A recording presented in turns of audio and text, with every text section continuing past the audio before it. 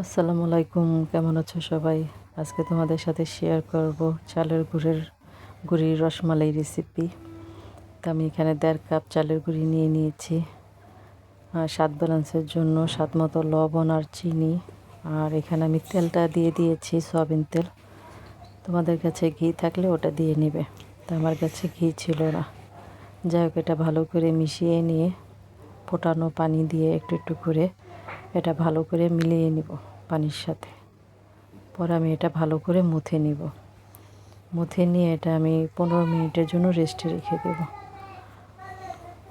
তো 15 মিনিট পরে এটা আবার আমি ভালো করে মুথে নিয়ে 3 রকম করে মিষ্টির শেপ দিয়ে নেব।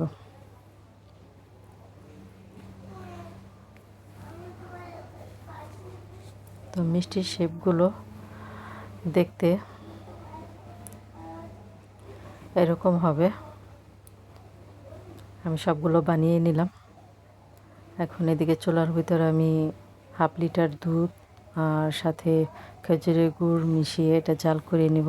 তো বলক আসলে আমি মিষ্টিগুলো একটা একটা করে সুন্দর করে দিয়ে দেব এবং মাঝে মাঝে নাড়াচাড়া দিয়ে দেব, যাতে একটার সাথে একটা লেগে না যায়। তো এগুলো ভালো করে হয়ে আসলে দিয়ে দেব আমি চিনি আর স্বাদটা ব্যালেন্সের জন্য সামান্য পরিমাণে লবণ। তো এটা হয়ে গেলে আমি 2-3 ঘন্টার জন্য রেস্টে রেখে দেব। তারপরে পরিবেশন করে নেব খাবারের জন্য। তো সবাই ভালো থাকবে। আজ এই পর্যন্তই। আল্লাহ হাফেজ।